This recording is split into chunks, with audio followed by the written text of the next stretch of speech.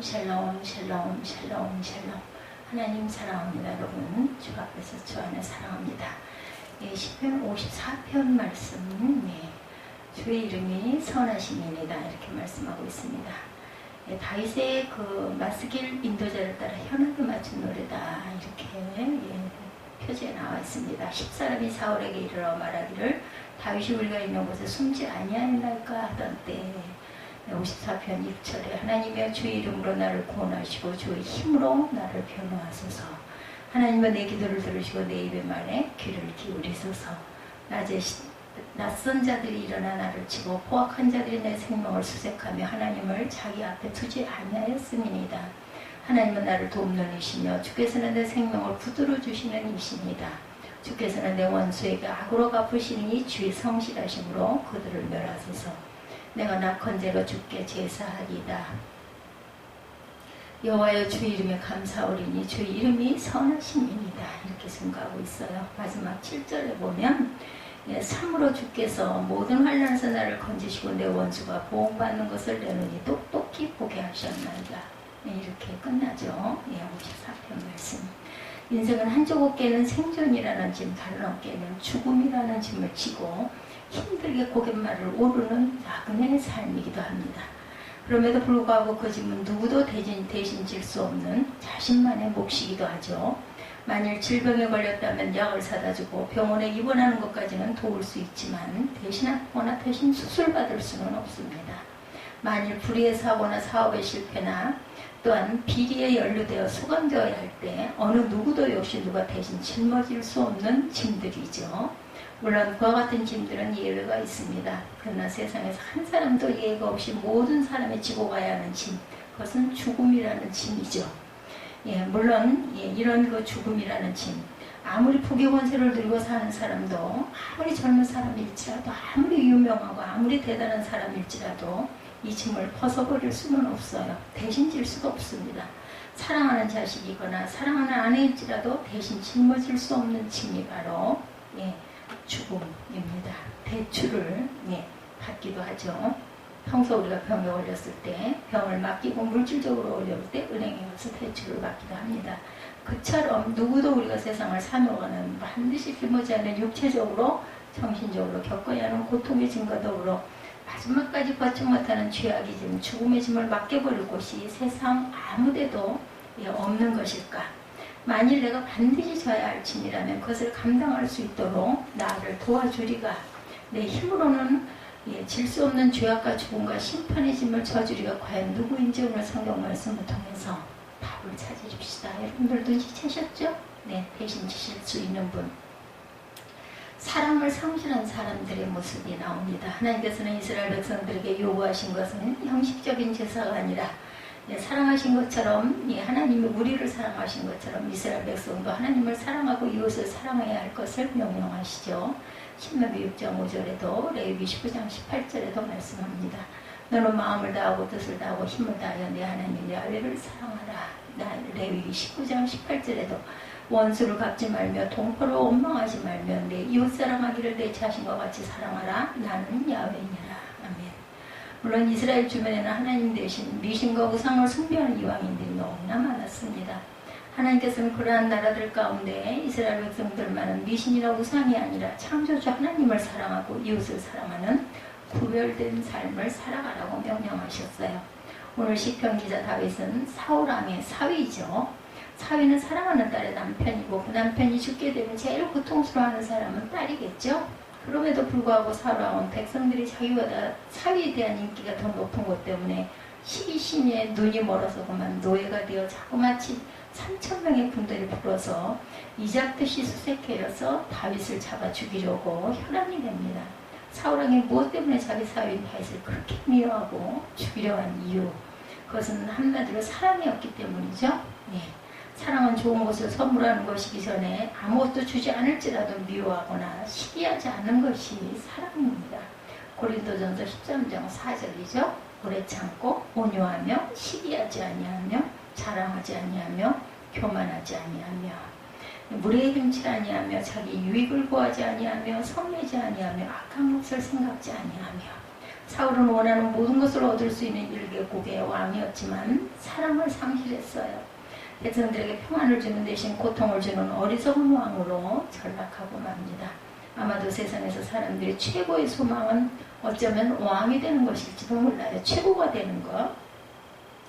그러나 아무리 왕이고 아무리 출세하고 성공하였다는 소리를 듣는다 할지라도 마땅히 갖춰야 할 사랑을 상실하면 그 사람은 더욱더 추악해집니다.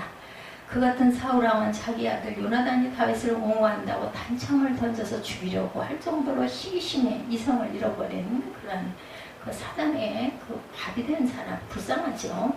다윗왕은 마땅히 있어야 할 사랑을 상실한 사람, 어떻게 되었는지 보여주는 대표적인 인물이라고 해도 과언이 아니죠. 사울왕. 그런 사울왕의 주변에 그의 잘못을 지적하거나 충고해주는 충신이 한 사람도 없었던 것은 더욱 불행한 사건입니다. 오히려 사울왕의 주변에는 그 기회를 이용해서 사울왕의 편에 붙어서 고자질을 하고 아첨을 하고 점수를 따려는 사람들만 많습니다. 다윗과는 아무런 이해관계가 없는 사람들이 많이 일어나서 다윗을 잡아 죽이려는 사울왕을 돕는 사람들만 점점 늘어가죠. 그래야 인정을 받으니까. 물론 그들은 다윗과 달리 하나님을 전혀 두려워하지 않은 불신앙의 사람들이었습니다. 시편 54편 3절에 낯선 자들이 일어나 나를 치고 포악한 자들이 나의 생명을 수색하며 하나님을 자기 앞에 두지 아니하였음이니이다 말씀합니다. 사랑을 실천하는 사람입니다. 사울왕이 사랑해야 할 사위 다윗을 미워하여 사방에 군대를 풀어 수색하는 바람에 블레셋 국경지대의 경비가 허술해진 틈을 타서 블레셋 군대가 그알라 지방을 침략해 오기도 합니다. 사울왕은 한 개인에 대한 시기심과 증오심의 노예가 되어서 나라의 안위에 무관심한 결과 국가가 위기에 처하게 되죠. 다윗은 사울왕에게 쫓겨다니면서도 항상 나라를 걱정하고 국민들의 안위를 염려해온 사람이었죠. 다윗은 사울왕이 자기 때문에 국가의 안위가 위태하게 되었다는 책임감과 나라 사랑에 대한 열심 때문에 여호와 하나님께 결제를 얻어 신속하게 그일라 땅으로 달려가 블레셋의 침략을 물리칩니다. 물론 그것은 다윗에게 위험한 일이기 때문에 부하들이 만류했지만 사울왕에게 자기의 위치를 드러낸 일이기 때문에 어쩌면 목숨을 거는 일이기도 했지만 그럼에도 불구하고 강행한 것은 그만큼 나라와 국민을 자기 목숨보다 더 사랑했기 때문이죠. 사무엘상 23장 3절에 다윗의 사람들이 그에게 이르되 보소서 우리가 유다에 있기도 두렵거든 하물며 그일라에 가서 블레셋 사람들이 군대를 치는 일이니까 한지라. 그것은 사울왕에게 자기의 위치를 드러내는 일이기 때문에 목숨을 거는 일이었음에도 불구하고 강행한 것은 그만큼 나라와 국민을 자기 목숨보다 더 사랑했기 때문이죠. 더구나 그일라 사람들은 다윗이 자신들을 블레셋 군대에게 건져낸 생명의 은인이었음에도 불구하고 배은망덕하기 때문에 다윗은 그것을 떠나야만 했습니다. 다윗을 쫓던 사울왕은 이 사실을 알고 그일라를 가다가 돌이켜 다윗이 숨어있다는 십광야로 방향을 돌이키며 매일 다윗을 찾았으나 잡지 못했는데 그 이유는 하나님이 다윗을 사울왕의 손에 넘기지 않으셨기 때문이다. 사무엘상 23장 14절이죠. 다윗이 광야 요새도 있었고 십광야 산골에도 머물렀으므로 사울이 매일 찾되 하나님의 그를 그의 손에 넘기지 아니하시니라. 그처럼 다윗이 끝까지 사울을 피한 것은 결코 힘이 없어서가 아니라 그가 사랑하시는 하나님이 기뻐하지 않는 일이기 때문에 고통스럽게 사울을 피하여 다닐지언정 공격을 하지 않습니다. 옛날이나 지금이나 하나님의 뜻대로 살고자 하는 자가 전혀 하나님의 뜻을 생각하지 않고 오로지 자기가 옳은 대로 행동하는 불신앙의 사람의 눈에는 다윗이 마치 바보처럼 보였을 거예요. 시편 기자의 믿음을 보면 다윗이죠. 십광야 사람들은 사울왕이 잘못하고 있다는 사실을 뻔히 알면서도 다윗이 자기들과 함께 십광야 남쪽 하길라산 숲을 요새 숨어있다고 사울에게 고발하죠. 그 소식을 들은 사울왕은 군대를 풀어 다윗이 숨어있는 곳으로 압박을 해서 마침 광야 남쪽 마온 한무지에서 다윗이 숨어있는 산을 마주보고 다윗을 에워싸기 시작합니다. 이제 한 걸음만 더 가까이 나아가면 다윗을 여기 잡을 수 있는 위기 상황에 이르르죠.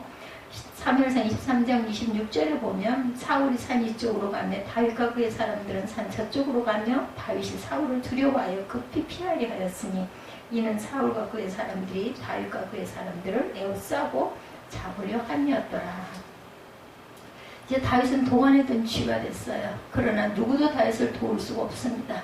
오늘 성경은 그때 다윗이 하나님께 기도한 내용을 이렇게 말합니다. 54편 1절에 보면 예, 하나님의 주의 이름으로 나를 구원하시고 예, 주의 힘으로 나를 변호하소서. 과연 그와 같은 위기 상황에서 그 같은 기도가 얼마나 도움이 됐을까요? 대부분의 사람들의 생각이죠. 하나님이 도우시려고 했던 벌써 도왔을 것이다. 사태가 이 지경이 된 것은 하나님의 손을 쓰시지 않으셨기 때문에 백날 기도를 해도 무슨 소용이 있겠느냐.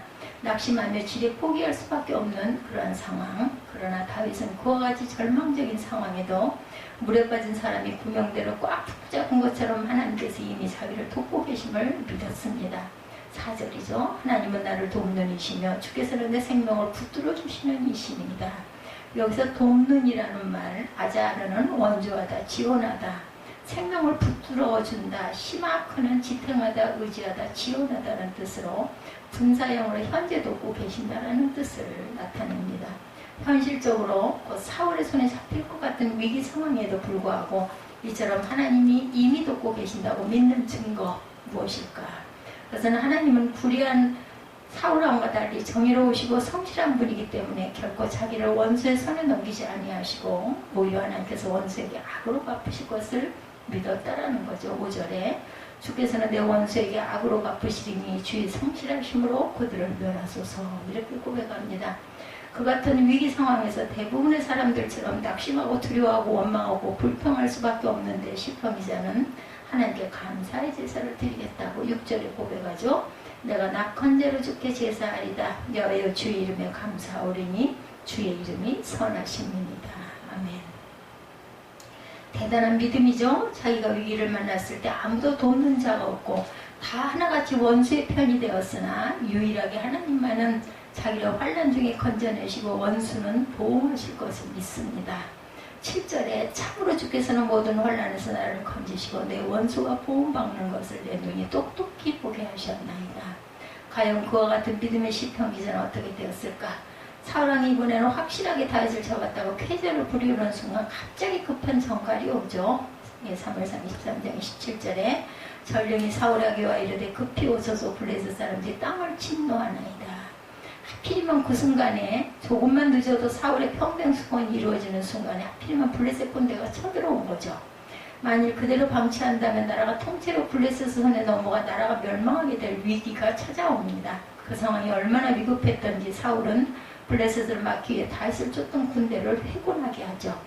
사무엘상 23장 28절에 이에 사울이 다윗 뒤쫓기를 그치고 돌아와 블레셋 사람들을 치러 왔으므로 그곳을 셀라 하만 곳이라 칭하니라 이렇게 나옵니다. 결국 다윗을 죽이려고 했던 사울왕은 다윗을 죽이기 전에 그 후 계속되는 블레셋과의 전투 중 길보아 패전에서 중상을 입고 자기 스스로 목숨을 끊어야만 합니다. 사무엘상 31장 33절이죠. 사울이 패전하며 활 쏘는 자가 따라잡으니 사울이 그 활 쏘는 자에게 중상을 입은지라.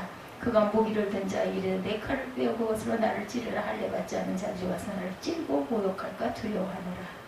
하나 무기를 든 자가 심히 두려워하며 감히 행하지 아니하는지라. 이에 사울이 자기의 칼을 뽑아서 그 위에 엎드러지네 이렇게 자살을 하죠. 믿음의 사람 다윗은 하나님이 그를 도우심으로 죽지 않고 살아 사울의 뒤를 이어 이스라엘의 왕이 됩니다. 네. 그것만이 아니고 온 인류를 구원하시기 위해 세상에 오시는 그리스도께서 탄생하실 영광스러운 가문의 조상이 되기도 하죠. 우리가 세상을 사랑하노라면 나의 잘못으로 인해 실패하기도 하고 내 딴에 최선을 다했으나 오히려 더욱 어려움에 처할 때가 많이 있죠. 오늘 성경 말씀해 보니 다윗이 비록 사울에게 쫓겨다니지만 하나님이 그를 도우시기 때문에 사울이 다윗을 잡을 수 없었다 이렇게 증거합니다.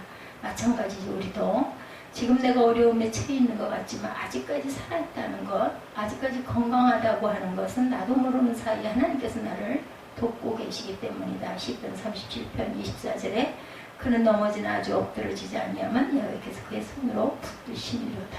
아멘. 붙드시미로다는 말 사마크 하나님께서 지금도 의지하다, 기대다, 지탱하다, 지원하다 이런 뜻을 갖고 있습니다. 누구도 병들기를 원치 않기 때문에 몸에 좋다는 것을 찾고 열심히 운동도 하지만 건강을 보정하지 못하고 때로는 불치의 질병에 걸리기도 합니다. 누구도 자기가 하는 일에 성공하기를 원하여 최선을 다하고 심지어 비까지 짊어지고 하루도 쉬지 못하고 열심히 일하지만 불경기로 인해 수많은 사람들이 실직과 도생과 폐업을 합니다.